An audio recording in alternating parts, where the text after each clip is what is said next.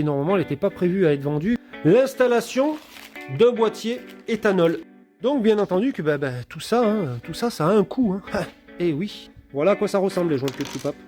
Pas vraiment des plus beaux, hein, quand même. Hein. Quand on le regarde bien. Et donc là, petit réglage des culbuteurs. Alors, voilà un petit peu. Une fois remonté. Fasciné d'automobile depuis mon plus jeune âge, mon hobby, acheter au meilleur prix des véhicules aux quatre coins de l'Europe, voire du monde, pour ensuite les remettre en état et les proposer à la vente. Du véhicule sinistré au véhicule de collection, les surprises ne manquent pas. Le plus compliqué, respecter le budget et tenir les délais. Bienvenue dans Gasoline Auto.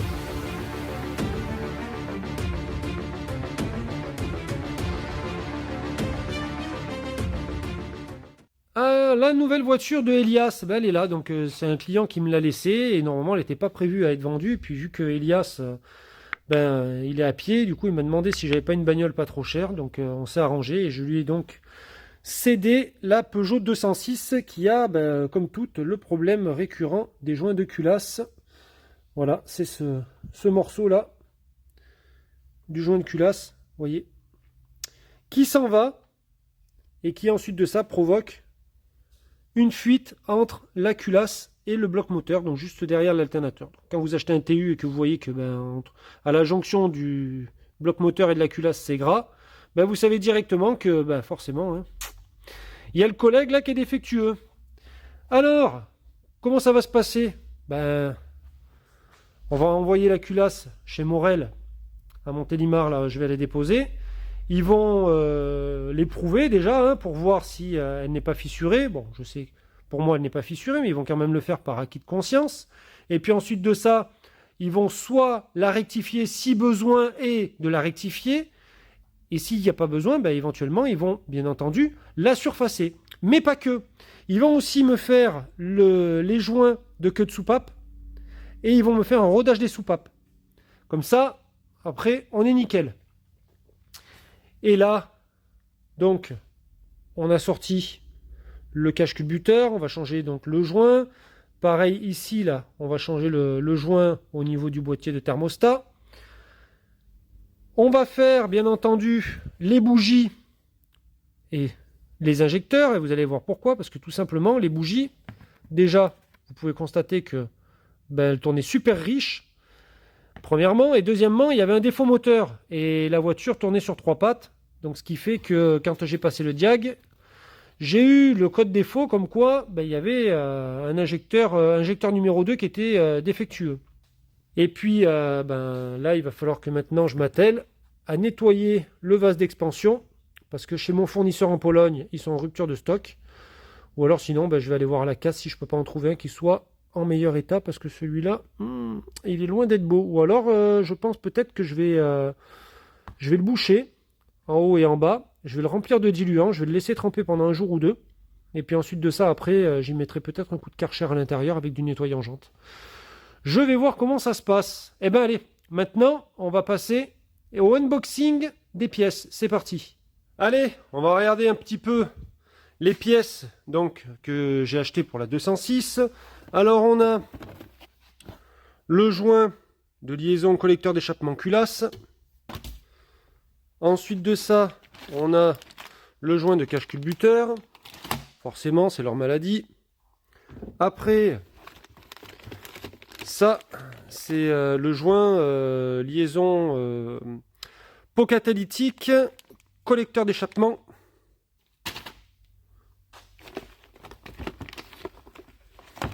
Ça, ce sont les joints du collecteur d'admission, liaison culasse collecteur d'admission. Les biellettes de commande de boîte. Maladie chronique des Peugeot 206 berlingot. Voilà, tous les C3 aussi, certaines étaient montées comme ça. Un filtre à carburant.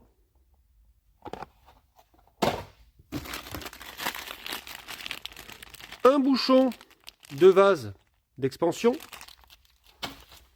Un vase d'expansion tout neuf dans sa boîte.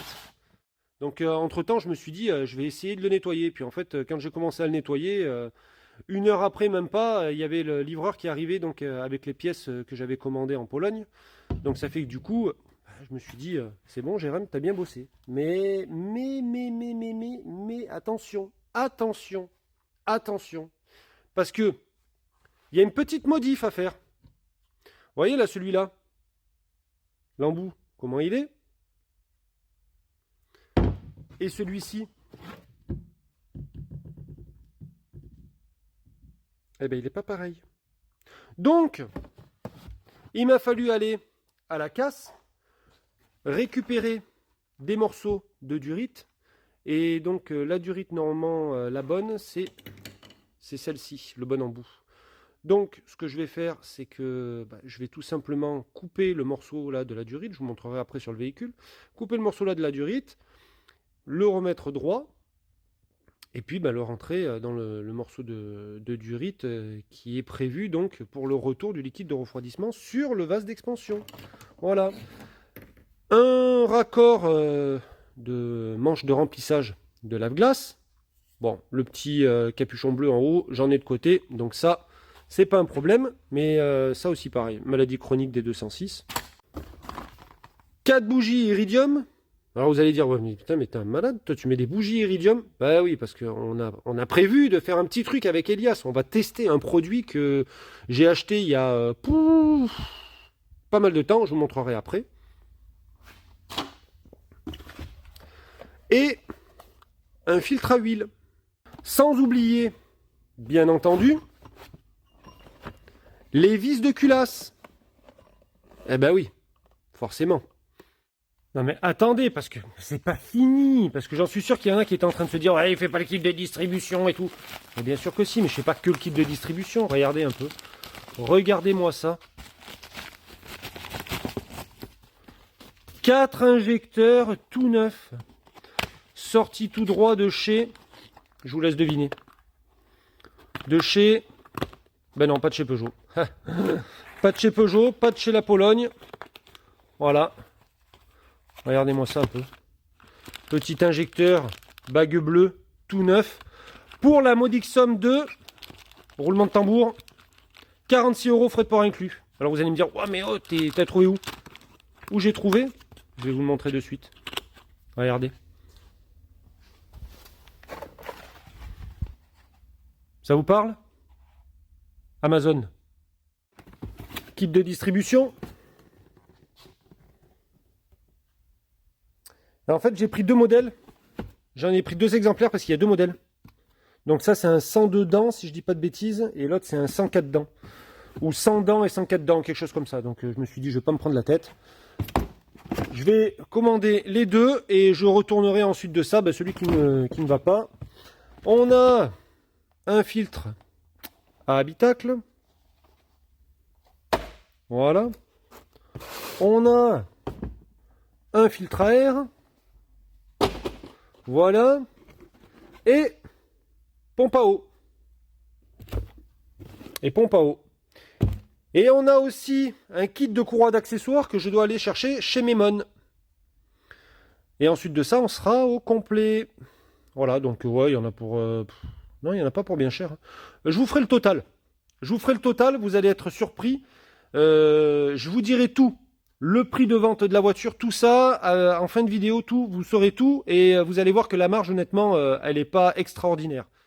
Je vais faire une vidange moteur, hein, ça va de soi. Et je vais faire la purge de frein, mais pas que. Une vidange de boîte avec un traitement anti-usure pour boîte de vitesse. Donc, bien entendu que tout ça, ça a un coût. Hein. Et oui. En plein remontage donc de la culasse. Donc là, ça y est, on l'a récupéré de chez Morel à Montélimar. Voilà le vieux joint de culasse. Hein. Et bien entendu que on a mis les vis de culasse en neuf. Le serrage étant de 2 décanewtons avec un serrage angulaire à 240 degrés. Vous pouvez le retrouver sur internet. Chez Morel, j'ai demandé à ce qu'il me fasse un rodage des soupapes et qu'il me remplace les joints de queue de soupape. Voilà à quoi ça ressemble les joints de queue de soupape. Ça vient en bout des soupapes pour pouvoir faire l'étanchéité, tout simplement. Et on s'est aperçu aussi que tout simplement, alors c'était prévu qu'on le fasse, mais il était en rupture de stock chez le fournisseur, que le thermostat, il n'est pas vraiment des plus beaux hein, quand même. Hein. Quand on le regarde bien,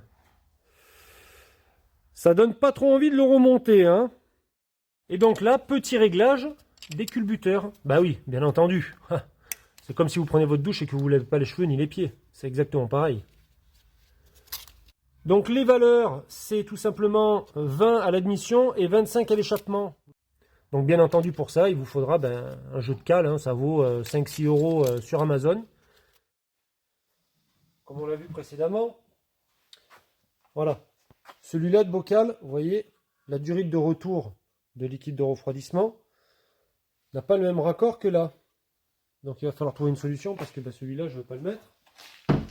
Ça, c'est ma durite qui part donc de retour du haut du radiateur et qui va normalement ici au bocal de liquide de refroidissement. Sauf que comme je vous l'ai dit précédemment aussi, on a donc le souci que là, il n'y a que dalle. Alors, je suis allé à la casse et j'ai récupéré une durite. Pas vous dire de bêtises, ouais, c'était un TU. Parce qu'en fait, il y a eu plusieurs montages sur les TU. Et donc ça, c'était sur un 1,4 litre essence. Et j'ai récupéré donc le raccord qui est compatible avec... Voilà. Mais, je dis bien mais, parce qu'on a toujours des surprises.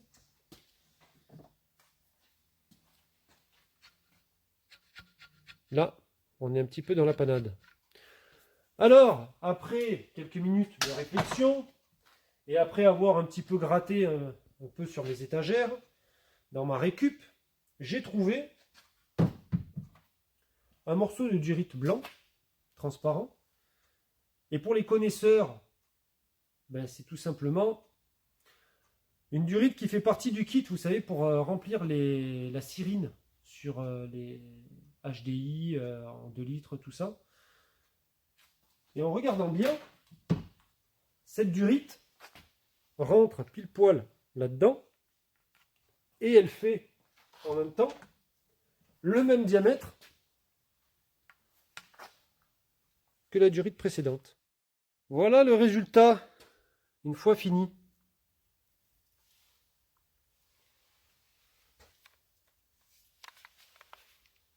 Voilà un peu ce que ça donne. Bon, alors on n'a pas encore fait la mise en eau. Mais pour moi, je sais que normalement ça devrait fonctionner parce qu'on avait déjà fait comme ça une première fois et on n'avait pas eu de retour défavorable de cette invention ingénieuse. Alors, du coup, ça c'est la maladie 206, tout ça. Voilà, j'ai changé les biellettes là que vous voyez de commande de boîte. Voilà les anciennes. Ça c'est une maladie ça. En fait, c'est le joint de sélecteur de vitesse, sélecteur de boîte, qui suinte légèrement, hein, comme sur tous les TU, et qui ensuite de ça, l'huile vient sur les caoutchoucs. Voilà, vous voyez, il y en a un ici, que j'ai dû enlever un petit peu à la disqueuse, j'ai pas eu le choix. Et ensuite de ça, après, donc, il désagrège les caoutchoucs, et puis derrière, vous avez... vos vitesses, quand vous voulez les passer, le sélecteur, il est tout mou, il va de droite, de gauche, voilà, il est vraiment pas précis, quoi. Et je me suis dit, en même temps, on va faire une petite purge de liquide de frein, bah oui, bien entendu. Ah mais, c'est vrai que je vous avais pas montré. Le beau moteur TU, tout refait à neuf. Donc, vase d'expansion neuf, comme vous avez pu le voir précédemment, avec bien sûr le bouchon neuf, joint de cache-culbut, joint de culasse, réglage des culbuteurs, vidange moteur, vidange boîte, purge de frein, tous les filtres. Qu'est-ce que c'est que j'ai fait d'autre encore? Kit distribution, pompe à eau, kit courroie accessoire. Voilà quoi, on ne cesse de remplacer des pièces. Alors, là, montage du boîtier éthanol. Alors, bien entendu qu'il a fallu faire un petit peu de démontage, hein, forcément. J'ai donc démonté le boîtier filtre à air. Il va falloir aller maintenant donc déconnecter ici le faisceau des injecteurs, comme vous le voyez là. Voilà. Alors attention à ne pas perdre le clips métallique là, où il y a la flèche là qui s'allume. Voilà, c'est lui qui va venir permettre donc de connecter le faisceau du boîtier éthanol. Parce qu'en fait, le faisceau du boîtier éthanol, c'est ni plus ni moins, on va dire que... ouais, c'est une périphérie. Voilà, en fait, il fait périphérique entre l'injecteur et le faisceau de la voiture. Et ensuite de ça, lui, il va donner donc l'info à l'injecteur d'ouvrir un petit peu plus. Il va lui donner en fait une fausse information pour que l'injecteur donne un temps d'injection qui soit plus long et que donc il y ait plus de quantité de carburant qui arrive. Et le boîtier, donc, il se compose du faisceau avec deux connecteurs à chaque fois. Hein. Tout simplement, il y a 2 connecteurs par injecteur. Donc, un mâle qui va sur le faisceau d'origine de la voiture et un femelle qui va se connecter donc sur l'injecteur. Alors, ben voilà un petit peu, une fois remonté. Alors, il est où là, le boîtier? Vous le voyez vous? Regardez ça un peu. Ah, contrôleur technique, il y verra que du feu. Que du feu, il y verra. Le boîtier, il est là derrière. Hop, voilà. Le boîtier, il est là. Le faisceau, il descend là. Il y a un trou dans le bac à batterie, donc j'ai fait descendre le faisceau par dedans. Je l'ai fait passer ensuite de ça par-dessous le bac de batterie. Et vous voyez, hop, le faisceau. Voilà, donc vous voyez, là où il y a la flèche, là, on voit un collier riselant noir là qui brille. Et ben, parce que le faisceau, en fait, du boîtier éthanol, il passe par-dessous. Et ensuite de ça, donc, il passe, hop, ici et là. Et ensuite, vous voyez là le fil où il y a donc la flèche et le faisceau du boîtier éthanol repasse par là derrière. Alors vous avez pu voir donc que le boîtier E85 a été monté. Honnêtement, c'est un jeu d'enfant. Et en plus de ça, il n'y a pas besoin de faire une inversion de polarité. Parce que normalement, les TU, ils ont la polarité des injecteurs qui est inversée. Donc, contrairement à la vidéo qu'il y avait sur le berlingot, là, il n'y a pas besoin de déplacer les fils. Il se monte en plug and play, n'importe qui peut arriver à le monter. Le temps de montage en moyenne, allez, je sais pas, on a mis 1 heure, grand max, voilà. 1 heure grand max. Parce qu'il faut déposer le filtre à air, tout ça, comme je vous ai montré précédemment. Il faut savoir une chose, c'est que ce boîtier, premièrement, n'est pas homologué. Et c'est sûr et certain, on ne peut pas faire la modification du carburant sur la carte grise. Ça, c'est le premier point. Le deuxième point, c'est que ce boîtier, il n'est pas désactivable. Contrairement au Fuel 4, qui lui a un bouton de commande qui permet de désactiver le boîtier lorsqu'on passe au samplon 95 ou 98 pour pouvoir rebénéficier de la consommation de carburant origine. C'est-à-dire que ce véhicule-là qui tourne au 95, au 98 ou au 85, il aura toujours une surconsommation de 30%, qui est donc la surconsommation pour pouvoir faire tourner le véhicule dans des conditions correctes à l'éthanol. Voilà, Elias est au courant et lui, de toute façon, il s'en fout, il avait acheté cette voiture-là uniquement pour pouvoir rouler au E85. Donc le problème ne se pose plus. Il faut savoir aussi une chose, c'est que ce véhicule, pour qu'il tourne à l'éthanol, il m'a fallu remplacer donc dans un premier temps aussi les bougies, c'est des bougies iridium. J'ai mis un traitement dans l'huile pour pouvoir redonner la lubrification au moteur parce que l'éthanol est un peu plus agressif que le samplon 95 ou 98. Et j'ai mis aussi un traitement dans le carburant pour pouvoir protéger les injecteurs et la rampe d'injection. Une dernière chose, ce véhicule, on me l'a donné. Donc, je l'ai vendu à Elias 1 500 €. Non pas pour faire de l'argent sur le dos de Elias, mais tout simplement parce que Elias avait un budget de 1 500 € et qu'à 1 500 €, on trouve des charrettes ou des cercueils roulants.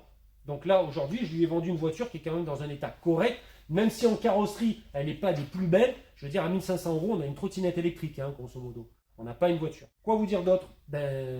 Pas plus que ça. Hormis que vous serez tenu au courant donc de la continuité de l'utilisation de ce boîtier éthanol E85. Alors, combien vaut ce boîtier?